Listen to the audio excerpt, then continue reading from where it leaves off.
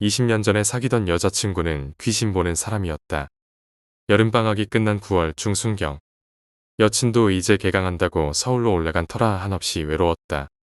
이 공허한 마음을 달래줄 흥미거리가 없는 지금. 인형녀와 놀러 다니는 A를 빼고 솔로 B, C와 같이 PC방에 들러 스탄하는 것이 일상의 마무리였다. 난 분명 커플인데 왜 솔로처럼 놀아야 하는 건지. 하여간에 여친 없는 내 일상은 공허하고 매우 지루했다. 여친의 미소와 향기를 느낄 수 없다니 외롭다 못해 금단 현상이 일어날 지경이었다. 그래도 꿋꿋이 참아가며 여친의 목소리를 듣는 것만으로 위안 삼아야 했다. 여친 덕에 방학 숙제를 무사히 끝내고 2학기를 맞이한 어느 날 나는 D라는 친구와 친해졌다. D는 전형적인 스포츠맨으로 키도 크고 적극적인 성격이었다. 최근 농구의 맛을 들인 나는 B, C, D와 같이 방과 후에 운동장에서 농구를 했다. 농구에 빠지고 나니까 여친에 대한 그리움이 조금 가시는 것 같았다. 우리 중에 B와 D가 가장 잘했고 키가 작은 나와 C는 실력이 조금 떨어졌다. 휴일에도 만나 농구를 했기 때문에 여러 사람들과 어울려 같이 놀 수 있어서 참 좋았다. A는 인형녀와 노느라 농구에 관심을 두지 않았다. 하여간에 여친 생겼다고 친구들과 노는 건 뒷전이었다. 그래도 부르면 달려오는 놈이라 미워할 수는 없었다. 우리 쿨하신 여친님은 자기하고만 놀지 말고 친구들하고 더 많이 놀라고 했다. 사랑도 좋지만 친구와의 우정도 굉장히 중요하다고 했다. 대학 들어오고 나서 실감했다고 하는데 당시에 나는 잘 이해가 가지 않았다. 조건을 두고 친구를 사귀는 곳이 대학이라나? 물론 지금에서야 그 의미를 알겠지만 고교 시절에는 모두가 친구였다. 가식 같은 것이 없다. 그래서 지금 생각해도 이 시절이 가장 재미있고 순수했던 시절이라고 생각했다. 지금은 사회에 찌들어서 많이 타락했다. 어쨌든 농구라는 새로운 취미로 인해 D와 많이 가까워졌고 곧 우리는 겨울에 있을 아마추어 농구대회에 참가하기로 약속했다. 우리야 그냥 놀 생각으로 참가하는 거기에 이기고 지는 것에 큰 관심은 없었다. 그런데 최악체로 평가받던 우리가 4강까지 올라갔다. 그래서 결승에 올라가지 못하고 졌을 때 눈물이 났다. 내가 막판에 쏜 3점 슛이 들어갔으면 역전이었는데 이건 겨울 때의 일이니 이 에피소드와는 관계없다. 어느 날 D에게 초대를 받았다. D의 집은 시청과 가까운 고층 아파트였는데 상당히 시설이 잘 되어 있어 매우 부러웠다. 난 이때까지도 움막집에 살았다. 그래서 친구들 초대하는 건 쉽지 않았다. 좀 허세기 있던 고교 시절인지라 내 자존심이 용납을 못했으니까. D가 사는 아파트에 제법 큰 놀이터가 있었는데 노는 애들이 하나도 없었다. 지금 시각은 6시인지라 아직 애들이 놀 법한 시간인데 무슨 변태가 출몰하는 곳인 마냥 한산하기 그지없었다. B가 이 무더운 여름에 바바리 코트를 입고 다니는 여자를 본 것 같다고 말했다. C는 더워서 미칠 지경인데 잘못 본 거라고 했다. B가 뭔가를 본 것 같아서 나도 둘러봤는데 바바리 코트를 입고 있는 여자는 없었다. 시답지 않은 대화라고 생각했기에 별로 깊게 신경 쓰진 않았지만 바바리 코트를 생각할 때면 그 망할 웃는 귀신이 떠올랐다. 그년도 바바리 코트를 입고 있었는데 지금 생각해도 소름이 끼친다. 특히 마지막에 보았던 그 웃음소리는 진짜 가끔 환청처럼 들려와서 미칠 지경이다. 그런데 D가 갑자기 걸음을 멈췄다. 바바리 코트를 입고 있는 여자라고. 봤어? 아니, 잘못 본 것 같아. 설마 이 날씨에 그런 걸 입고 다니는 사람이 있겠냐며. 그거 혹시 바바리걸 아니냐고 우리는 웃으며 말했다. 내가 그걸 입고 있었네. 그냥 무시하는 게 좋을 거야. D가 심각한 어조로 무게를 잡았다. 이놈 키도 크고 인상도 있는 놈이라 무게 좀 잡으면 솔직히 좀 무서웠다. 성인이 되어서도 깡패 같다는 소리를 참 많이 들었다고 했다. 본 적은 없지만 엄마가 혹시 놀이터 근처에서 바바리 코트를 입고 있는 이상한 여자를 보면 무시하거나 피하라고 했어. 우리가 물었다. 한 번도 본 적이 없어서 잘 모르겠지만 이 아파트에 그런 소문이 있거든. 그 바바리 코트를 입고 있는 여자가 귀신이라고 하는데 그 여자와 대화를 하면 죽을 수도 있다고 해. 그래서 그런 여자를 보면 무조건 무시하거나 피하라고 하더라. 우리가 못 믿겠다는 식으로 말하자. D는 못 믿겠으면 아무나 잡고 물어보라며 여기 사는 어른들은 웬만한 어른들은 다 알고 있을 거라고 했다. 우리가 그럼 너는 여기서 어떻게 사냐고 하자. D는 본 적이 없어서 잘 모르겠고 그냥 무시만 해도 괜찮다고 했으니까 별로 신경 쓰지 않았다고 했다. D의 말에 B의 얼굴이 굳어졌다. 새하얗게 불태웠다고 해야 되나? 만약 그 소문이 진실이면 비는 또 귀신을 본 것이기 때문이었다. 하지만 나는 비가 보았다는 것이 귀신인지 사람인지 확실하게 판단할 수는 없었다. 귀신이라는 존재가 내는 특수한 분위기 같은 것이 이 놀이터에는 찾아볼 수 없었기 때문이다. 영영이야 어디든 있다고 했으니까. 노네라고 쳐도 원한을 가진 귀신은 그 존재 자체만으로도 매우 음산한 분위기를 만든다. 나 또 귀신 본 거야? 잘못 봤겠지. 지랄들 하지 말고 어여가자. 덩달아 씨도 놀란 것 같았다. 이 둘은 비와 씨의 비극 에피소드의 주인공들이었으니 우리는 놀란 마음을 진정시키고 뒤에 집에 들어갔다. 50평이라고 하던데 진짜 넓긴 넓었다. 여기 청소하려면 진짜 힘들겠다고 생각했다. 비는 우리에게 신세계를 보여줬다. 화질 주기는 TV와 벽 하나를 차지해서 영화를 상영하지 않나. 게임팩만 해도 책장 하나를 전부 점령할 정도였고 만화책은 여기가 무슨 대여점인 줄 알았다. 놀거리 천지라서 신나게 놀았다.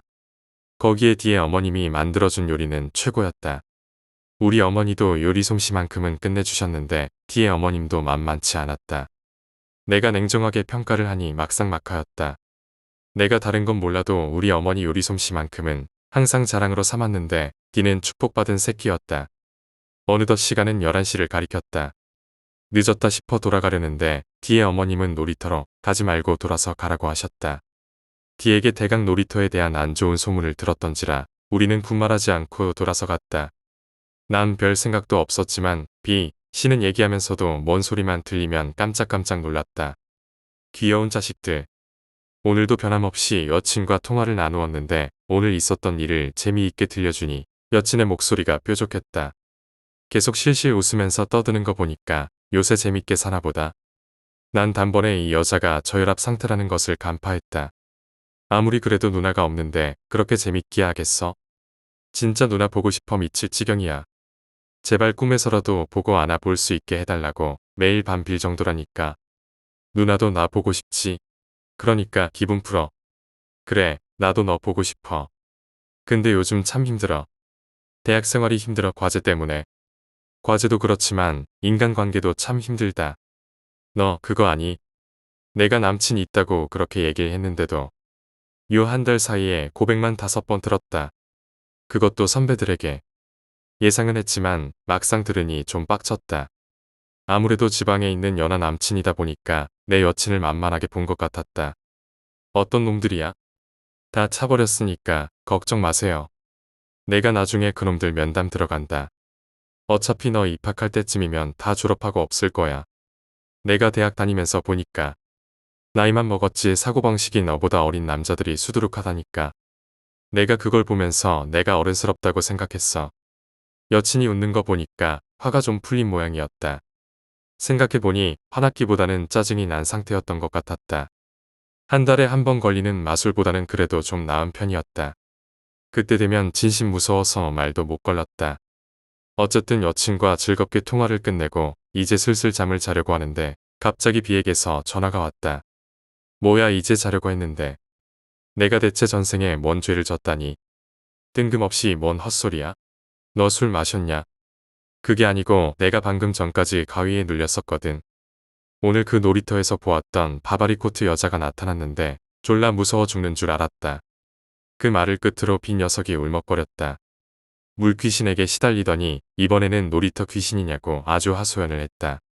신 녀석에게는 별 문제 없던 것 같은데 일단 나는 빈 녀석에게 그건 저번 사건 때의 후유증으로 생긴 꿈이었다고 달래주었다. 그냥 악몽이니 무서워하지 말라고 그런 식으로 비를 달랬다.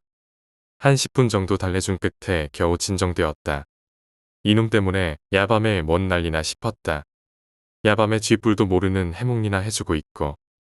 다음 날 학교에서 비는 자신이 꾸었던 꿈에 대해 상세히 설명해 주었다. 비는 적당히 샤워를 하고 침대에 누웠다고 한다. 평소 어디서든 잠을 잘 자던 비는 단 한 번도 잠을 설친 적이 없었는데 이날 유독 잠을 이루지 못했다고 한다.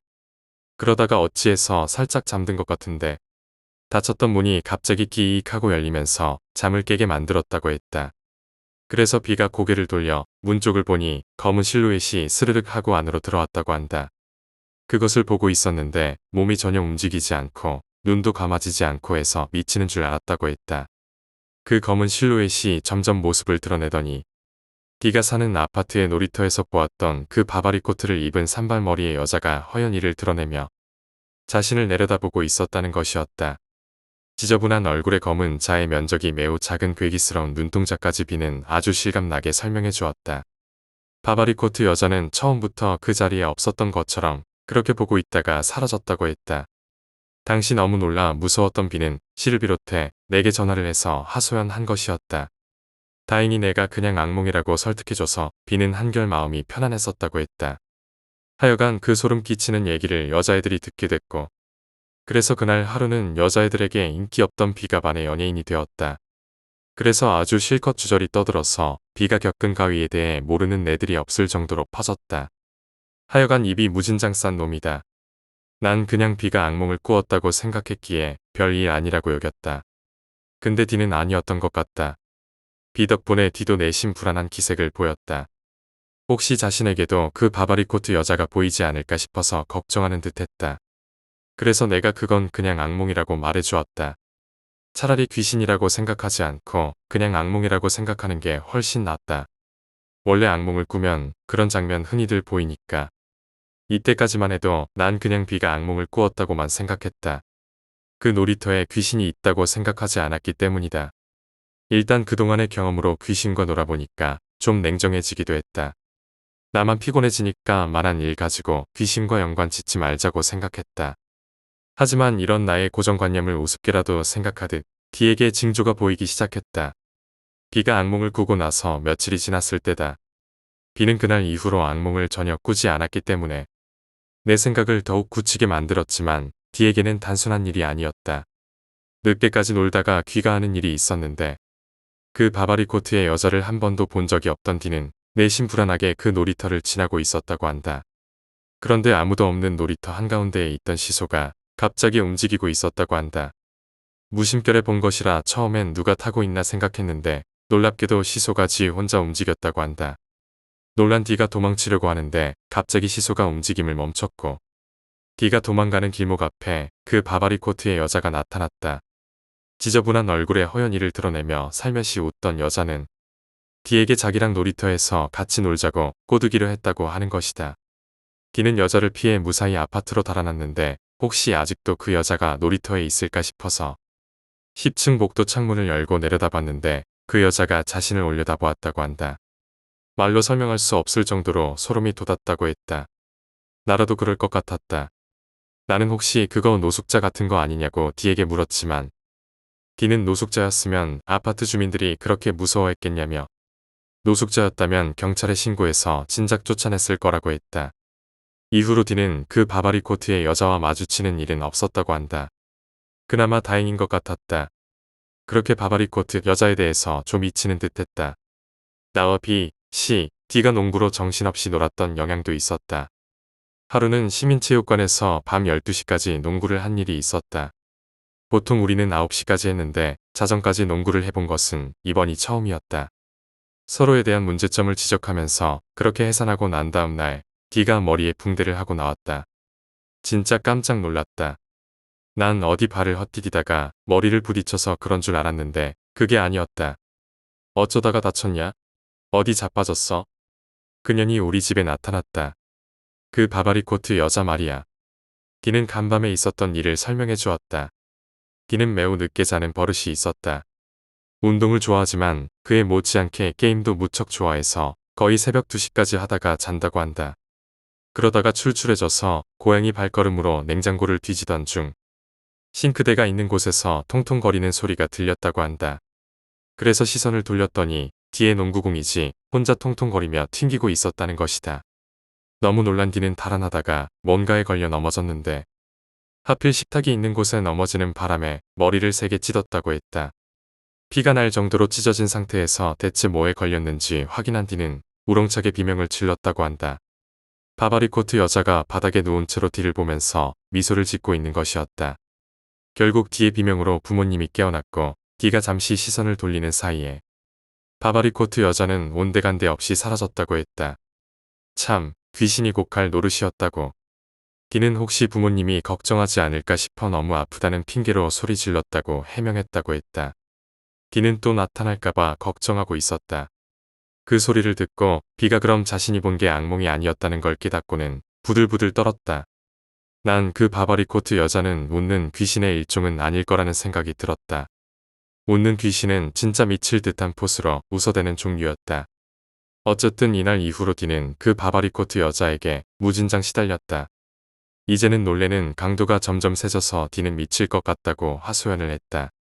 얼굴이 반쪽된 D를 보고 안타까워한 나는 일단 여친이라면 뭔가를 알 수 있을 거라 생각했다. 객기라고 하기에는 머문 장소가 오래되었고 그렇다고 지방령이라고 하기에는 범위가 넓은데 나도 무슨 귀신인지 모르겠네. 난 별로 그 존재감을 느끼지 못했는데 그럼 별것 아닌 잡귀일 거야. 일단 소금이라도 뿌려봐. 귀신들은 소금을 싫어한다고 했지. 아니면 파츠나 찹쌀 같은 거나. 그래. 근데 만약 그것도 소용이 없으면 이 방법을 써보라 그래. 내 친구 동정이니. 동정인 애들의 오줌도 귀신이 무척 싫어하거든. 동정 애들의 쓸모없는 노줌도 무기가 될 수 있다는 것을 이때 처음 알았다. 자세히 설명하자면 남자는 양기, 여자는 음기를 상징하는데 음기와 교접하지 않은 순수한 양기가 귀신이 무척 싫어한다는 것이다. D도 동정이고 이 당시 나도 동정이었고 하니 오줌은 귀신들에게 위협적인 무기로도 쓸 수 있는 것이었다. 오줌 얘기는 비밀로 하고 D에게 소금을 여기저기 몰래 뿌려보라고 권했다. 솔직히 오줌 얘기는 차마 못하겠었다. 나는 D에게 인터넷으로 검색해보니까 귀신이 소금이나 팥 같은 것을 싫어한다고 나와 있다고. 일단 한번 해봐라고 알려줬다. D는 지푸라기를 잡는 심정으로 소금을 뿌려봤다고 했다. 놀랍게도 그 뒤로 바바리 코트 여자는 나타나지 않았다고 한다. 진짜 효과는 있는 것 같았다. D는 이제 살 것 같다고 내게 고맙다고 했다. 근데 한 사흘 지났나? D의 얼굴에 다크서클이 아주 진하게 그려진 채로 등교했다. 난 이놈 얼굴 보고 또 간밤에 뭔 일이 있었을 거라 생각이 들었다. 예상대로 D는 나를 보자마자 하소연을 해댔다. 나보다 덩치가 2배나 큰 놈이 그렇게 질질 짜며 하소연하는 모습이 참 우스꽝스럽기도 했다. 진짜 미쳐버리겠다. 이젠 창문 밖에서 서성거려. 소금을 뿌리려고 했는데 가위가 눌려서 움직일 수도 없어. 나 이러다 죽는 거 아냐? 부모님이 놀라실까봐 말도 못하겠고 진짜 이러다가 사람 죽겠다. 결국 보다 못한 나는 D의 집에서 하룻밤을 보내게 되었다. B, C에게도 같이 가자고 권했지만 이 치사한 겁쟁이들은 기겁을 하면서 도망을 쳤다. 난 뭐 겁 없는 줄 아냐? 다 친구를 위해서 참는 건데. 즉, 솔직히 나도 도망칠까 생각도 해봤다. 근데 사나이로서 한 번 정한 일을 물을 수는 없는 법. 내가 한 입으로 두 말하는 놈을 제일 싫어한다고 했듯이 행동도 마찬가지였다. 그래도 D의 집이 신세계라 귀신이 나와도 그냥 여기 살고 싶었다. D는 내가 있어서 든든하다고 했다. D는 무척 신나했다. 덩치는 산만한 게 이제 보니 영락없이 애였다. 물론 나도 이때까지는 애였지만 우리는 자정까지 게임이나 하며 놀다가 잠을 청했다. 잠을 자기 전에 소금, 팥, 찹쌀을 비롯해서 혹시나 싶어서 D 몰래 준비한 내 오줌 폭탄까지 만반의 태세를 갖췄다. 나타나기만 해봐라. D의 침대가 무척 커서 둘이 자도 충분했다. 이불도 포근하고 해서 금세 잠들 것 같았는데 무슨 소리가 들려왔다. 키릭키릭 대강 이런 소리가 났었다. 그 소리가 하도 징그러워서 이건 무슨 소리야 하며 부스스 일어섰는데 내가 너무 방심한 건지 그제야 D가 없다는 것을 알아차렸다. 거실로 나가니 어둠 속에서 D가 멍하니 서 있었다. 그것도 베란다 창문을 보고서 멍하니 서 있었는데 건드려 보니 힘없이 풀썩 쓰러졌다. 이거 어디서 보던 장면인데. 이 무거운 놈을 낑낑거리며 침대까지 옮겼다. D는 정신을 차리더니 부들부들 떨었다. 그 바바리 코트 여자를 본 건지 알 수 없지만 일단 그 시발년은 내 눈에 보이지 않다. 그저 그런 잡귀 같은 게 사람을 이렇게 열받게 하다니. 내가 진짜 D방 곳곳에 소금을 뿌렸고 그 오줌이 담긴 비닐을 D방 창문 바깥쪽에 매달아 놓았었는데 오줌에 대해서는 D가 기겁을 했지만 내가 음향에 대해서 설명을 해줬었다. 냄새가 좀 나긴 했지만 일단 조치를 취하고 나니까 한결 가벼워졌다. 그리고 잠을 잤는데 깨어보니 6시였다. D의 상태는 괜찮아 보였는데 식은땀을 참 많이 흘리고 있었다. D를 깨워보니 날 보며 진짜 부들부들 떨고 있었다. 무슨 학질 환자처럼 계속 떨었다. 게다가 러닝과 반바지가 땀에 흠뻑 젖어 있는 것을 보고 또 애가 낮잠든 사이에 그 바바리 코트 여자에게 시달렸다는 것을 알게 되었다. 뒤에 얘기를 들어보니 거의 횡설수설이었지만 대강 알 수 있었다. 이제 보니 그 바바리 코트 여자는 별 볼 일 없는 잡귀가 아니고 제법 강력한 기운을 가진 귀신이었다는 것을 알게 되었다. 내가 소금을 여기저기에 뿌렸는데도 불구하고 디에게 아주 가까이 접근해 왔다는 게 잡귀가 아니라는 증거였다. 디는 날 깨우려고 했지만 가위에 눌려서 도저히 움직일 수 없다고 했다. 누워있는 디의 얼굴과 불과 몇 센티 정도 떨어진 거리까지 얼굴을 들이댄 바바리 코트녀의 괴기스러운 눈동자는 아직까지도 디의 심각한 트라우마로 남아있다. 게다가 그 목소리를 아직도 기억한다고 했다. 다만 무슨 뜻이었는지는 모른다고 한다. 놀자는 말이었던 것 같은데 중얼거리는 소리여서 그것대로 미칠 듯이 무서웠다고 했다. 다행히 갑자기 내가 창문 밖을 향해 걸어두었던 비닐, 오줌 주머니가 터지면서 바바리 코트 여자가 사라졌다고 한다. 겨우 움직일 수 있게 된 뒤는 냄새나는 내 오줌을 치웠다고 했다. 지금 생각해도 참 미안하다. 오줌 주인은 퍼질러 자고 있지. 혼자서 걸레 들고 와 닦고 있는 뒤의 모습을 생각하면 안쓰럽다. 다시 잠을 청했는데 꿈속에서도 그 바바리 코트 여자에게 쫓기는 꿈을 꾸었으니 본인은 정말 미치고 팔짝 뛸 일이었다고 한다. 게다가 잠결이긴 했지만 자꾸 귀에서 숨소리 같은 것이 계속 들려왔다고 한다. 여기까지 들으니 디는 끝내 울음을 터뜨렸다. 나도 뭐라고 위로해줘야 할지 갈피를 못 잡았다.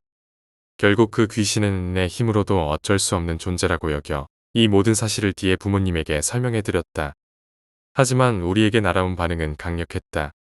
마초 기질이 다분한 디의 아버님은 헛소리 하지 말고 등교나 하라고 하셨다. 다만 디의 어머님은 그런 소문에 민감했고 아들이 무척 고생한다는 것을 알고 있었기에 아버님을 설득했다. 하지만 아버님은 미신이라며 귀신의 존재 자체를 부정하셨다. 결국 나와 디는 터벅터벅 등교를 하게 되었는데 아버님 때문에 화난 디가 오늘 나보고 재워달라고 부탁을 해왔다. 나 이 부잣집 놈을 우리 집에 들이고 싶지 않았으나 하도 부탁을 해대서 결국 우리 집으로 데려왔다. A, B, C를 초대한 적이 몇 번 있지만 D처럼 자고 가는 경우는 없었다. D는 내가 움막 같은 집에서 사는 걸 보고 좀 놀라는 듯 했지만 혹시라도 자기가 실수를 할까봐 말투가 굉장히 조심스러워하는 것 같았다. 그걸 보니 이놈은 그래도 개념이 넘치는 좋은 놈이라는 것을 새삼 인식하게 되었다. 계기는 참 극단적이지만 바바리 코트 여자 일로 D 또한 나의 소중한 베프가 되었다. 나는 D에게 집에 연락하라고 했지만 D는 가출한 것이라며 안 한다고 잠이나 자자고 했다. 우리 어머니가 솜씨를 발휘한 간식을 배불리 먹고 난 후 나와 D는 잠을 청했다. 어르신들이 많은 이곳까지 바바리 코트 여자가 못 쫓아왔는지 다행히 D는 아주 오랜만에 잠을 편안하게 잘 수 있었다고 했다. 근데 문제는 다른 데서 터졌다. 이번에 당하신 것은 공교롭게도 D의 아버님이셨다. 사실 D는 연락을 하지 않았지만 내가 대신 아버님에게 연락을 했다. 그래서 아버님은 아침에 너무 심했나 싶어 꽤 자책하셨다고 했다. 새벽에 오줌이 마려워서 화장실로 갔었는데 무심결에 선반을 본 순간 까무러치듯이 놀라셨다고 한다. 선반에는 검은 자가 극단적으로 작은 안구를 가진 여자의 머리가 허연 이를 드러내며 조용히 웃고 있었다고 했다. 너무 놀라 넘어지셔서 무릎이 까지셨다고 한다. 결국 어머님까지 깨셔서 아버님의 상태를 살폈는데 항상 강한 모습만 보여주던 아버님이 벌벌 떠는 것을 보고 어머님의 기분이 참 묘하셨다고 했다. 어머님은 헛것을 본 거라며 아버님을 안심시켰다. 그래서 다시 잠을 청하셨는데 미치도록 갈증이 나서 할 수 없이 다시 거실로 나오셨다고 한다. 그래서 물을 마시고 후다닥 방으로 돌아가려고 하는데 거실에 있는 자명종 옆에 있는 전신 거울을 본 순간 아버님은 그대로 쓰러지셨다고 한다. 그 거울 속에 비친 자신의 뒤편에 바바리 코트 여자가 서 있었던 것이다. D의 부모님도 더 이상 D의 주장을 경시할 수 없었다. 직접 그 귀신을 봤는데도 괜찮으면 문제가 있는 것일 테니. 그래서 D의 어머님이 무당을 찾아보자고 했지만 무당은 돈이 많이 들었고 여친의 이모님은 지방에 계시기 때문에 여기까지 오시려면 꽤 시간이 걸릴 것 같았다. 그래서 내가 추천한 인물이 바로 복명스님이셨다. 지금은 존경하지만 이때 당시는 내가 제일 싫어하는 땡중이었다. 근데 여친에게 이 사건에 대해 자초지종을 설명하다가 결국 복명스님의 도움을 받기로 한 것이었다. 터프하고 쿨한 복명스님은 여전히 날 보자마자 험담인지 덕담인지 모를 말씀을 하셨다. 하여간 호탕하고 거침없는 성격이신 스님이다. D 가족의 주도하에 복명스님이 놀이터에서 불경을 외우며 귀신의 넋을 달래려고 했다. 근데 아파트 주민들이 대거 반대를 하는 게 아닌가. 이때 당시 난 왜 이 사람들이 이렇게 반대를 하는지 몰랐었다. 나중에 성인이 되고 나서야 알게 된 거지만 집값 떨어진다고 하지 말라고 했던 것이었다. 이때 당시 한창 부동산 투기 열풍이 불어서 더욱 심했다. 하지만 바바리코트 여자에게 시달린 가정이 한두 가정이 아니었던지라 결국 D 가족의 주장대로 그 귀신의 넋을 달랠 수 있었다. 복명스님이 거의 일주일 동안 이곳에서 하루 온종일 불경을 외우셨다. 복명스님이 다 끝났다고 하셨을 때 D의 표정은 무척 밝아져 있었다. 근데 복명스님은 내게 손을 내미셨다. 복명스님은 나 때문에 이 고생을 했다며 대가 없이 불경을 외우는 줄 아느냐면서 본인도 먹고 살아야 하는데 공짜로 해줄 수는 없다고 했다. 스님은 나에게 이 아파트에 사는 사람들에게 쌀 한 바가지씩 걷어서 내게 가져오라고 했다. 복명스님은 그 말만 하시고 D 가족에게 덕담 좀 하신 다음에 횡하니 가셨다. 이 아파트의 가구가 몇인데 쌀 한 바가지씩 걷어오라는 건가 싶었지만 결국 나와 D는 강제로 끌고 온 B, C와 같이 집집마다 쌀을 걷게 되었다. 아파트 전체가 아니고 놀이터 근처 4개동에서 걷었다. 그리고 기독교를 믿는 사람들이 얼마나 말들을 많이 하던지 덕분에 나는 기독교를 무지하게 싫어하게 되었다. 진짜 일요일 하루 다 날려버릴 정도로 힘들었다. 쌀의 양이 제법이라 우리 아버지 화물차로 옮겼을 정도였다. 아파트 주민들 중 기독교 믿는 분들 빼고 모두 시주를 한다는 셈치고 적극적으로 호응해 주셨기에 다행히 하루 만에 끝낼 수 있었다. 그래서 복명스님에게 이 쌀을 가져다 주었더니 개뿔 우리에게 남는 건 전혀 없었다. 내가 성인이 되기 전까지 복명스님을 무척 싫어했던 이유가 바로 이거였다. 어쨌든 복명스님 덕분에 2번 다시 그 아파트에 귀신이 나타나는 일은 없었다. 나중에 들어보니 그 바바리코트 여자는 정신지체 장애자로 바바리코트를 무척 좋아해서 사계절 내내 입고 다녔다고 한다. 그런데 안타깝게도 아파트에서 떨어져 죽었다고 했다. 자살인지 타살인지 밝혀지지 않았지만 떨어진 장소가 놀이터였기에 그 주변에 자주 출몰했던 것이었다. 근데 사람 놀래키려면 놀이터에서나 놀래킬 것이지 왜 지방까지 쫓아오고 지랄인지 모르겠다. 그것도 모자라 멀리 떨어진 비에 집까지 출몰하고. 때는 11월이었다. 오랜만에 용돈다운 용돈을 받은 나는 여친에게 연락도 없이 서울로 쳐들어갈 계획을 꾸미고 있었다. 아직 방학 전이고 학기 말이었기 때문에 시간은 남아돌았다. 그래도 여친의 일정을 생각해서 금토일 3일 동안 체류하기로 마음먹었었다. 마침 이달 금요일이 학교 행사 때문에 쉬는 날이었다. 내가 생각하기에도 모든 것이 완벽했다. 시외버스 차편도 예약할 정도였으니 말 다 한 거 아닌가. 그래서 디데이 날 나는 드디어 역사적인 첫 서울행이 시작되었다. 서울 땅을 밟을 때까지만 해도 모든 것이 순조로웠다. 서울 지리를 전혀 모르는지라 일단 택시를 타고 여친이 사는 원룸으로 향했다. 후후, 이제 내가 여친 방에 들어가 몰래 기다렸다고 급습하면 모든 미션이 완료되는 것이었다. 벌써부터 여친이 놀라 자빠질 모습을 생각하니 미소가 지워지지 않았다. 그런데 여친의 방 바로 앞에서 난 난관에 봉착했다. 당연하게도 내겐 여친에게 받은 열쇠가 없었다. 정작 가장 중요한 것을 망각하다니 내 한심한 머리를 저주했다. 하지만 그런다고 포기할 내가 아니지. 원룸 앞으로 나와서 잠복하기로 계획을 변경했다. 시간은 6시였다. 보통 여친이 이 시간에 집에 온다고 했었다. 그런데 8시가 돼도 안 오는 것이었다. 추워 죽는 줄 알았다. 그리고 9시가 되었다. 난 참다 못해 결국 여친에게 전화를 걸었다. 귀신에게 많이 시달려봐서 그런지 재수가 지질이 없었던 것 같다. 어제 미리 슬쩍 전화해서 일정을 물어볼 걸 후회되는 순간이었다. 거의 3시간 가까이 바깥에서 기다렸으니 정말 죽는 줄 알았다. 못된 장난치려다 되려 당하는 순간이었다. 나는 너무 힘들어서 사실대로 말하기로 했다. 지금 누나가 사는 원룸 앞에서 쪼그려 앉아 누나 올 때까지 기다리고 있었어. 너 진짜 기다리고 있었던 거야? 누나 놀래키려고 서울 올라왔는데 3시간을 기다려도 안 오잖아. 나 이러다 동사하겠어. 내가 너 때문에 못 산다. 앞에 편의점 있으니까 거기 들어가 있어. 금방 갈게. 결국 여친의 말대로 편의점에서 기다렸다. 그러다가 저기 앞에 택시 타고 온 여친이 보였다. 긴 부츠를 신고 있는 여친은 날 보자마자 냅다 정강이를 걷어찼다. 그리고 귀를 잡아당기며 편의점에서 끌고 나왔다. 여친은 연락이라도 하지 왜 그렇게 미련한 짓을 하냐고 잔소리를 시작했다. 처음으로 들어선 여친의 원룸방은 아늑한 분위기와 좋은 향기로 가득했지만 들려오는 건 여친의 주특기인 누나 잔소리였다. 나 덜덜 떨며 여친이 준 이불을 뒤집어 쓰면서 잔소리를 들어야만 했다. 내가 진짜 여기까지 와서 이게 뭔 헛고생인지 싶었지만 자업자득이니 할 말이 없었다. 굶었던 나를 위해 여친이 오므라이스를 해줬고 고생해서 먹는 밥이라 그런지 겁나게 맛있었다. 여친은 맛있게 먹는 나를 물끄러미 보면서 한숨을 지었다. 나는 식사를 마치고 먼저 씻게 되었다. 여친의 원룸에서 샤워를 하는 기분이란 안 해보면 모를 것이다.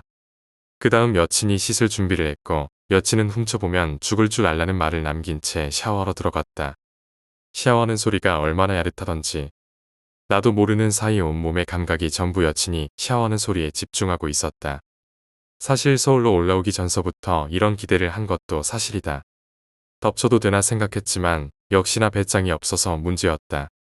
내 주제에 무슨 일하고 그냥 텔레비전이나 봤다. 샤워 끝나고 나온 여친은 날 보더니 또 한숨을 쉬며 묻으라고는 쥐뿔도 없다고 타박을 했다. 오랜만에 봤는데 스킨십을 하던가 안아주던가 해줘야 할 거 아니냐는 볼멘 소리에 난 여친의 바람대로 무드를 잡았다. 여친에게 다가가 허리를 감싸며 끌어안았고 처음에 빼던 여친이지만 결국 내게 안겨왔다. 눈빛 교환과 필살의 코 비비기까지 그리고 여러 번 키스를 하며 분위기를 잡았다. 막 샤워하고 나온 여인네의 향기와 부드러움은 정말 끝내줬다. 나 순간 짐승이 될 것만 같았다. 좋아. 오늘이야말로 총각딱지를 떼고 말리라 다짐했지만 근데 이 망할 충농증이 도져서 자꾸 코를 훌쩍이게 되어서 덕분에 무드는 와장창 깨졌다. 여친은 코가 빨개진 나를 보고 박장대소를 터뜨렸다. 이놈의 팔자에 역마살이 낀 게 틀림없다고 확신했다. 여친은 한참을 깔깔거리며 침대에서 뒹굴렀다. 여친은 내일 서울 구경시켜줄 테니까 일찍 자자며 금세 잠들어 버렸다. 결국 난 얌전히 여친 옆에서 잠을 청했다. 여친과 같이 자는 건 처음이 아니었다. 여친의 집에서 여러 번 같이 잔 적도 있고 방학 때는 낮잠도 많이 잤다. 하지만 이런 야릇한 분위기는 절대 아니었다. 어쨌든 여친의 원룸방에서 하룻밤을 보내고 토요일이 찾아왔다. 서울 구경을 시켜준다는 여친에게 나는 지하철을 제일 타보고 싶다고 했다. 나는 고교 시절 순진무구했다. 소원대로 여친하고 지하철역에서 전철이 들어오기만을 기다렸다. 그때 플랫폼에 아슬아슬하게 서 있는 한 정장을 입은 남자를 발견했다. 뭔가 되게 위태위태해 보였다. 갈등하는 거야. 자살을 할 건지 말 건지 말이야. 입이 딱 벌어지는 순간이었다. 아니, 근데 그걸 태연하게 말하는 내 여친은 뭘까? 난 처음엔 그냥 좀 끔찍한 농담을 하는 줄 알았다. 혹시나 싶어서 그 남자에게 다가갔는데 그 남자는 날 보더니 후다닥 도망쳤다. 마치 나쁜 짓 하다 걸린 아이마냥 도망치는 것이었다. 난 다시 여친에게 돌아왔다. 어차피 그 사람 자살할 용기도 없었어. 진짜 자살하려고 했으면 그렇게 갈등하지 않지. 누나야, 오늘따라 좀 무섭다. 나도 맨 처음엔 정말 놀랐어. 지하철에 이렇게 많은 자살령이 있을 줄은 몰랐거든. 방금 그 남자는 자살령에게 부추김을 당한 거야. 보통 정신적으로 불안한 사람이나 우울증에 걸린 사람들에게 잘 달라붙는 귀신이지. 나나 내게 붙을 일은 없는 잡귀에 지나지 않지만 여친의 설명으로는 스스로 목숨을 끊은 영혼들이 하늘의 미움을 받아 올라가지 못하고 그대로 자살한 장소에 머문다고 했다. 그리고 살아있는 사람들을 보고 자신의 어리석은 짓에 대해 후회를 하지만 결과적으로 그것이 일반 귀신들처럼 질투로 돌변해서 자꾸 산 사람을 자살하도록 부추긴다는 것이었다. 사람이 많이 죽은 장소 같은 데를 가면 충동적으로 죽고 싶다는 기분이 들 때가 있는데 그게 다 자살령이 옆에서 그런 충동을 만들어낸다는 것이었다. 그 충동이라는 게 진짜 무서운 것이다. 왜냐하면 옥상이나 지하철 같은 곳은 한 발을 내디디면 그대로 죽을 수밖에 없는 곳이기 때문이다. 운 좋으면 살 수 있지만 그건 더 이상 살아있다고 볼 수 없는 거였으니까. 순간의 충동을 참지 못하고 자살하는 사람들은 생각보다 많았다. 내 주변에도 있었고 지하철 공익근무를 했던 친구들에게 들어보면 거의 3일에 한 번씩 자살 사건이 일어난다고 했다. 그래서 나는 지하철이 참 위험한 곳이라고 생각하게 되었다. 누나야, 그러면 자살령이라는 거 위험하지 않아? 정신적으로 쇠약한 사람들이나 그렇지. 일반 사람들에게는 그냥 작은 충동만 일으킬 뿐이야.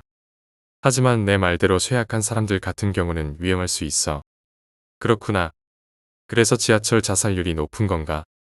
하지만 스스로 죽으려는 사람이 더 많은 건 분명한 사실이야. 각박한 세상을 비관하는 사람은 내 주위에도 얼마든지 있으니까. 난 잘 모르겠는데. 그래서 혹시나 그런 징조가 보이는 사람이 있으면 도우려고 노력하고 있어. 근데 남자들 같은 경우 내가 자기에게 관심이 있는 줄 알고 귀찮게 하기도 하더라. 그런 놈들은 그냥 죽게 놔두라고. 여친과 그렇게 대화를 나누고 우린 전철에 올라탔다. 근데 올라타기 전에 여친은 밑을 보지 말라는 것이었다. 왜 그런가 했더니 전철과 플랫폼 사이에 있는 틈 속에서 일반 사람들도 볼 수 있는 자살령이 올려다보고 있을 수 있다는 거였다. 소름이 돋았다. 차라리 대놓고 보지 왜 그 틈에서 올려다보는 걸까? 여친 말로는 귀신들이 은밀한 것을 좋아한다고 했다.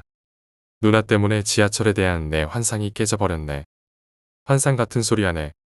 너도 만원 지하철에 한번 타봐야 현실을 직시할 거야. 정말 끔찍하거든. 냄새도 냄새지만 은근슬쩍 만지는 사람들이 얼마나 많은데. 귀신보다 더 무섭다니까. 지하철 이용객들이 많아서 참 별의별 일을 다 겪는단다. 남친 있는 여자들은 보호라도 받지만 나는 이게 뭐니? 내가 꼭 누나가 다니는 대학에 합격해서 매일매일 보호해줄게. 자살령인지 뭔지 하는 것들은 까맣게 잊고서 남산에 올라가 보거나 여의도를 가보기도 하고 명동이나 신촌에서 맛있는 것을 사 먹기도 했다. 진짜 길거리 음식이나 상점들이 모두 특색이 있었기에 정말 재밌었다. 게다가 사람이 이렇게 많다는 걸 보고 놀라기도 했다. 우리 동네는 꿈도 꿀 수 없는 광경이었다. 시간은 어느덧 7시를 가리키고 있었다. 하루 종일 돌아다니느라 다리가 아프긴 했지만 원체 돌아다니길 좋아해서 기분은 좋았다. 여친도 오랜만에 데이트라며 들떠 있었다. 우리는 CGV에 들러 영화를 감상하기로 했다. 영화는 이때 당시 개봉했던 위대한 유산이었다. 영화까지 재밌게 보고 난 후 우리는 집으로 돌아갔다. 놀 거리가 많아서 좋은 서울이지만 그래도 고향의 향기와 따뜻함이 그립기는 했다. 그건 지금도 마찬가지이다. 고향이란 것이 사람에게 참 특별한 것 같다. 여친도 향수병 때문에 고생이 많았다고 했다. 돌아가는 길에 택시를 탈까 했지만 택시비도 만만치 않기 때문에 그냥 지하철을 타기로 했다. 여친 때문에 솔직히 지하철이 좀 꺼려지긴 했지만 나와 여친은 지하철 자리에 앉자마자 졸기 시작했다. 하루 종일 돌아다녔으니 피곤할 만도 했다. 여친이 내 어깨에 기대고 선잠을 자는 동안 나는 잠들지 않기 위해 부단히 애를 썼다. 그리고 꿈인지 현실인지 분간하지 못할 정도로 아주 이연한 꿈을 꾸게 되었다. 그 꿈이 얼마나 강렬하고 기억에 남는지 지금까지도 얘기를 할 때면 한 번씩 튀어나오는 화제 중에 하나가 되었다. 꿈속에 나는 아주 한산하고 기분 나쁜 지하철역에 있었다. 그곳에는 나 외에 전철을 기다리는 어느 붉은색 체크무늬 옷을 입고 있는 여학생이 전부였다. 단둘이 있는지라 조금 무섭기는 했지만 아주 자연스럽게 여학생과 나는 하염없이 전철을 기다렸다. 나는 벤치에 앉아 기다렸고 여학생은 미동조차 하지 않고 그대로 뒷모습을 보여주며 플랫폼 끝에 서 있었다. 참 마네킹 같은 애라고 생각될 정도였다. 그때 전철이 들어오는 신호음이 울렸다. 전철이 막 들어오던 찰나에 갑자기 검은 물체가 나타나더니 여학생을 그대로 밀어버렸다. 말리고 자시고 할 것도 없이 순식간에 벌어진 일이었다. 너무 놀란 나는 한동안 굳어서 움직일 수 없었다. 그 검은 물체는 순식간에 사라졌다. 소름이 끼치고 몹시 두려웠다. 떨리는 마음을 애써 진정시키고 정차하지 않고 무심히 지나간 전철의 흔적을 본 순간 나도 모르게 주저앉았다. 정말 참혹했다. 사지가 모두 찢어진 소녀의 사체가 한동안 뇌리에서 떠나지 않았다. 잘려나가고 으스러진 머리에다 남은 눈동자가 마치 나를 보는 듯했다. 나도 모르게 비명을 지르고 꿈에서 깨어나게 됐다. 온몸에 열이 느껴졌고 식은땀이 흘렀다. 여친을 비롯한 승객들은 내 비명소리에 놀라 나에게 시선을 집중했다. 그때서야 상황을 파악한 나는 부끄러워서 연신 죄송하다고 꾸벅거렸다. 여친도 매우 부끄러웠는지 덩달아 같이 사과했다. 나는 여친에게 상황 설명을 했다. 사실 무서운 꿈을 꿨는데 너무 생생해서 나도 모르게 비명을 질렀다고. 검은 뭔가가 여자애를 지하철로 밀어버리는 꿈이었는데 너무 놀라서 심장이 멎는 줄 알았다고 말했을 때 여친은 검은 뭔가? 라고 되물으며 잠시 뭔가를 생각했다. 그 모습을 보니 심히 불안해졌었다. 혹시 또 망할 귀신 놈하고 꼬이는 게 아닐까 싶었다. 혹시 무슨 일이라도 생기는 거 아닐까? 내가 묻자. 아마 별일은 없을 거야. 일단 너는 어르신들의 보호를 받고 있으니까. 의외로 여친은 대수롭지 않게 말했다. 항상 그렇지만 어르신들에게 보호를 받고 있다고는 해도 불안한 건 불안한 거였다. 다행히 별일 없이 무사히 여친의 원룸 방으로 돌아왔다. 심신이 지친 나는 그대로 침대에 누워서 자려고 했는데 여친이 끝까지 씻어야 한다고 달달 볶아서 별 수 없이 샤워를 했다. 오늘은 여친과 달달한 대화나 야릇한 분위기를 끌어낼 수 없었다. 그 망할 자살령이 내 심신을 피로하게 만들었기 때문이었다. 그래서 그날은 그냥 잠만 잤다. 어제도 잠만 잤지만 문제는 다음 날 오전이었다. 이번엔 여친의 대학을 구경하기 위해 전철을 타고 가다가 기어코 사건이 터졌다. 다음 역에 들어서던 전철이 갑자기 멈춘 것이었다. 거의 20분 동안 멈춰 있었다. 아니, 대체 이게 뭔 일인가 싶어서 나와 승객들이 궁금해했지만 여친은 인상을 찡그리며 말했다. 또 누가 자살한 거야? 여친의 말대로 진짜 누가 들어오는 전철을 보고 뛰어든 것이었다. 사고가 났으니 앞칸을 이용해 내리라는 방송이 흘러나왔다. 나 진짜 그 방송음이 너무 소름 끼쳤다. 여기저기서 전철이 고장 났나 싶어 불평했는데 누군가가 사람이 뛰어들었다고 외치는 소리에 급속도로 분위기가 소란스러워졌다. 나와 여친은 전철에서 내리자마자 플랫폼 아래 현장 쪽을 보았다. 경찰과 구급대원들이 현장에서 무언가를 수거하는 모습이 보였고 묘한 호기심을 이기지 못한 시민들은 그것을 구경했다. 그들의 반응은 참 다양했다. 끔찍하다고 하는 사람들도 있고 혀를 차며 안타까워하는 사람들도 있었다. 그리고 사진을 찍으며 키득거리는 철없는 10대들이나 욕을 하는 사람들의 푸념도 이어졌다. 정말 다양하고 이기적인 군상이었다. 지하철을 이용하는 사람이라면 한 번쯤 접하는 일이지. 진짜 역마살이 꼈나 보네. 지하철 처음 탄 지가 어젠데 오늘은 자살하는 사람을 보게 되다니. 순간 나는 내 눈을 의심했다. 현장을 구경하고 있었는데 언뜻 보니 선로로 뛰어든 사람이 입고 있는 옷이 붉은색 체크무늬였다. 순간 나는 어제 전철 안에서 꾸었던 꿈이 떠올랐다. 하지만 우연이길 바랬다. 만약 내 꿈에서 봤던 여자애가 지금 자살한 사람과 동일인이라면 진짜 소름 끼치게 무서운 일이다. 그리고 그것은 여지없이 주변 사람들에 의해 증명되었다. 뛰어든 애가 여자애라던데 중학생이래요 등의 얘기들. 앞에 있는 구급대원이 하는 말을 들어보니까 어제 꿈에서 보았던 그 여자애가 틀림없다는 생각이 들었다. 내가 이 사실을 여친에게 알려주자 여친도 심각해졌다. 생각해보면 이건 우연이라고 하기에는 너무 이상했다. 여친은 무언가를 생각하더니 문득 맞은편 쪽으로 시선을 돌렸다. 맞은편의 사람들도 우르르 모여 현장을 구경하고 있었는데 그 모습이 꼭 강 건너 불 구경하는 것 같았다. 문제는 여친이 그들 사이에서 무언가를 발견했다는 것이다. 저쪽을 봐. 내가 꿈에서 보았던 게 저거 아니야? 여친이 가리킨 방향을 한참 동안이나 살펴본 후에야 나는 사람들 사이에 무언가 부자연스러운 게 존재하는 걸 느꼈다. 그것은 사람들 머리 사이에 있는 검은 물체였다. 뚜렷한 모습도 아니고 아주 부자연스러운 그림자 같은 모습. 그건 틀림없이 내가 어제 꿈에서 보았던 그 검은 물체와 흡사했다. 내가 어제 꿈에서 본 게 저것이라면 자살령이 틀림없어. 그것도 매우 위험한 부류야. 내가 본대로 갈등하는 여자의 등을 강제로 떠밀었을 거야. 저거 진짜 위험한 거야. 아마 너는 어제 예지몽을 꾼 걸 거야. 오늘 같은 일이 일어날 거라고. 그리고 그 범인은 저 자살령이겠지. 퇴치할 수 있겠어? 내 능력으로는 힘들 것 같아. 저렇게 원한이 많은 자살령은 이모님 같은 전문 무당이나 테마사가 아니라면 퇴치하기 힘들어. 내가 할 수 있는 건 고작 해야 발을 묶는 정도지. 근데 사라진 것 같네. 사라졌어. 더 이상 존재감이 느껴지지 않아. 그 검은 모습의 자살령은 끊임없이 지하철 여기저기를 떠돌아다니며 자살을 하려는 사람들의 등을 떠미는 모습이 자연스럽게 떠올랐다. 실제로 여친이 이모님과 통화한 결과 이런 류의 자살령이 생각보다 많다는 것을 알게 되었다. 조만간 이모님이 서울로 올라오실 거라 했으니 일단 나와 여친은 본래의 목적대로 대학 구경에 나섰다. 물론 기분이 매우 찜찜하고 더없이 저조했지만 일단 여친이 다니는 대학이 생각보다 시설이 좋고 쾌적한 것에 가라앉았던 기분이 금세 좋아졌다. 여친은 나에게 강의실을 구경시켜줬다. 게다가 대학생들이 쓰는 책상은 상당히 특이하고 실용적인 모습이었기에 모든 것이 새로웠다. 그러던 와중에 여친의 선배 A를 만났다. 선배 A와 여친은 서로 인사를 주고받았는데 어째 심상치 않은 공기가 느껴졌다. 나 이런 일에 대해서 기가 막히게 냄새를 잘 맡는 남자다. 일단 저 남자의 눈동자를 보건대 내 여친에게 관심이 있는 것이 틀림없었다. 게다가 여친도 내게만 보이던 미소를 거리낌 없이 보이는 걸로 봐서는 상당히 친밀하다는 증거였다. 이런 내 냉철하고 날카로운 판단력으로 보건대 경계 대상 1호를 발령해야만 하는 상황이었다. 여친은 눈 좀 풀라며 그냥 선후배 사이라고 했다. 하지만 그 선배 A의 동생인가 닮지 않았는데라는 그 말에 울컥하고 말았다. 나는 동생이 아니고 남친이라고 말했다.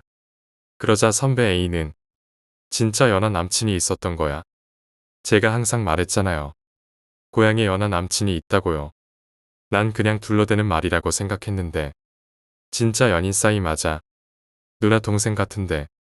뭐 그렇게 보이기 쉽죠. 거짓말 같아. 내가 뭐가 아쉬워서 연하랑 사귀냐. 선배 A와 여친이 주고받는 대화를 들으며 나도 모르게 돌발적인 행동을 저질렀다. 원래대로라면 저 선배라는 놈의 면상에 주먹을 꽂아놓고 싶지만 여친의 체면을 생각해서 최대한 자제했다. 대신에 여친을 붙잡고 냅다 키스를 날려버렸다. 여친은 내 돌발 행동에 무척 놀랐고 선배 A는 기겁을 했다. 나는 다시 한번 연인 사이 맞다고 말했고 여친은 그 선배에게 얼굴을 붉히며 사과하고 먼저 가보겠다고 하고 나를 끌고 도망쳐 나왔다. 내가 여친의 손에 이끌려 나올 때 슬쩍 뒤를 돌아봤는데 그 선배의 석고상 같은 모습은 아직도 잊혀지지 않는다. 근데 이 인간이 생각보다 끈질기게 계속 여친을 귀찮게 했다. 내가 대학에 입학하자마자 제일 먼저 사고치게 만든 인간이다. 여친이 왜 그랬냐고 나를 다그쳐서 나는 정말 몰라서 그러는 거냐고 그놈 눈이 징그럽게 여친 몸을 훑어보던 거. 그 선배 분명히 누나를 좋아하고 있는 거라고 말하자 여친은 그 선배가 자신을 좋아하는 거 알고 있다고 이미 그 선배에게도 고백을 받았었다고 했다. 그런데 그 선배는 그렇다 쳐도 왜 여친은 살갑게 구냐고 묻자 여친은 그 선배가 과대이고 과에서 어느 정도 인정을 받고 있고 공부도 무척 잘해서 여러모로 도움이 되는 사람이라고 했다. 난 여친의 말이 잘 이해가 안 됐다. 도움이 된다고 해서 저런 놈이랑 친하게 지내야 하는 건가 물었더니 대학생활이란 게 다 그런 거라고 했다. 진심으로 친하게 지내고 싶은 친구들도 있지만 학점을 위해서라면 겉으로라도 친해져야만 하는 사람이 필요한 거라고 했다. 무슨 친구를 사귀는데 따지는 게 많은지 고등학교 생활하고는 차이가 커 보였다. 이때까지만 해도 여친의 말이 잘 이해가 되지 않았다. 나도 대학에 와서야 보이지 않는 잣대와 선이 있는 것을 알게 되었다. 어쨌든 여러 학관이나 멋진 건물들을 돌아보면서 생각보다 빨리 대학 구경을 끝낼 수 있었다. 서울에 있는 대학이라고 해도 규모가 그렇게 큰 것은 아니었다. 2시가 지났을 때 우리는 학교 근처에 있는 순댓국밥집에서 끼니를 때웠다. 나는 문득 그 자살령 그대로 놔둬도 되는지 걱정이 됐다. 여친은 별 수 없다고 했다. 그 자살령은 자잘한 자살령과 다르게 그 자살령은 진짜 위험한 존재라고 했다. 여친이 자기 같은 아마추어가 하늘로 보내는 건 매우 힘든 일이라고. 이모님이 오시면 해결될 테니까 너무 걱정하지 말라고 했다. 그렇게 여친이랑 즐겁게 식사를 마치고 근처 백화점에 쇼핑을 했다. 여친과 나는 선천적으로 쇼핑을 좋아하는 성격이었기 때문에 진짜 끝도 없이 돌아다녔다. 자살령에 대해서 까맣게 잊어버린 채 우리는 다시 전철을 기다렸다. 우리는 플랫폼에서 실컷 수다를 떨다가 난 또 무심결에 보고야 말았다. 맞은편에 전철을 기다리고 있던 20대의 아가씨 뒤에 그 검은 자살령이 서 있는 것이었다. 여친도 그것을 보고 크게 놀랐다. 그 자살령은 전철이 들어오는 대로 아가씨를 밀어버릴 것만 같았다. 그 아가씨는 아무것도 모르는 상태였고 진짜 일촉즉발의 상황이었다. 내가 쪽팔림을 무릅쓰고 그 아가씨를 향해 피하라고 소리 질렀다. 저기요. 거기서 빨리 나와요. 하지만 당연하게도 그 아가씨는 헤드셋을 끼고 있어서 그런지 내가 외친 소리를 듣지 못하고 멀뚱멀뚱 바라보기만 했다. 전철이 들어온다는 신호음이 들려왔다. 그리고 그 순간 그 검은 자살령은 그대로 아가씨의 등을 밀어버렸고 아가씨는 그대로 선로로 추락해버렸다. 10여 초 후면 그 아가씨는 그대로 전철에 치일 상황이었다. 여친은 참아볼 수 없어 그대로 내 품에 뛰어들었다. 저 아가씨가 진짜 죽게 생겼다고 생각한 순간 정말 기적 같은 일이 벌어졌다. 진짜 백마탄 왕자님이라는 소리가 절로 나올 정도로 멋진 청년 한 명이 선로로 뛰어들더니 그 아가씨를 재빠르게 안고서 올려놓는 게 아닌가. 다행히 그 주변의 몇몇 분들이 적극적으로 도와주었기 망정이지. 하마터면 그 청년도 전철에 치일 뻔한 위험천만한 상황이었다. 난 그것을 보고 정말 안도했다. 그 청년은 정말 용감한 청년이다. 나나 다른 사람 같으면 진짜 쉽게 할 수 없는 행동이다. 모두가 무사하자 그 주변에 있던 시민들이 일제히 박수를 치며 환호해줬다. 거기에 나와 여친도 끼어 있었다. 내가 보이기엔 그 여자 어때 보였니? 도저히 자살할 것 같지 않은 여자였는데. 혹시 말이야, 그 자살령. 그냥 무차별적으로 사람을 밀어버리는 거 아냐? 나도 그렇게 생각하고 있어. 나는 이모님이 빨리 오셨으면 좋겠다고 생각했다. 일단 너나 나나 조심하는 게 좋겠어. 앞으로 절대 플랫폼 가까이에서 전철을 기다리거나 하지 마. 그렇게 큰일을 겪고 나와 여친은 원룸 방으로 돌아왔다. 심신이 지치고 정말 놀랄 일도 많이 겪은지라 그날도 별일 없었다. 나 솔직히 무릇한 기대를 했던 게 사실이니 소득은커녕 지하철에 대한 공포만 잔뜩 가지고 고향으로 내려가게 되었다. 마중 나온 여친과 달콤한 이별의 키스를 날리며 그렇게 나와 여친은 또 한동안 떨어져 지내게 되었다. 나중에 여친에게 전해 들은 말을 보자면 이모님이 도착한 직후 지하철에서 주로 활동하던 그 자살령이 사라졌다고 했다. 아마도 이모님의 기운을 느끼고 도망간 것 같았다. 그래서 며칠 동안 이모님이 지하철을 돌아다닌 끝에 또 한 사람의 희생자를 만들려던 그 망할 자살령이 이모님한테 딱 걸리게 됐다. 이모님은 주변의 시선을 의식해서 간단하면서 효과적인 퇴마술로 그 검은 자살령을 제거했다고 한다. 그 자살령은 앞으로 나타나지 않겠지만 또 모를 일이라고 했다. 원한에 찬 또 다른 자살령이 나타나 사람을 선로로 밀어버릴지도 모른다는 것이다. 그리고 그 아가씨를 구했던 청년은 뉴스에도 나오고 시민상까지 탔다. 그 현장에 내가 있었다고 친구놈들에게 좀 자랑 좀 했다. 하지만 이번 서울 원정은 내게 많은 교훈을 준 유익한 시간임은 분명했다. 무엇보다 별 생각 없던 지하철이 실제로 그렇게 무서운 곳이라는 것을 처음 깨달았다. 그래서 나는 지금까지 전철을 기다릴 때 제일 뒤에서 기다리는 버릇을 가지게 됐다. 하여간에 여친 말대로 뭐든지 안전하게 사는 게 좋을 것 같다.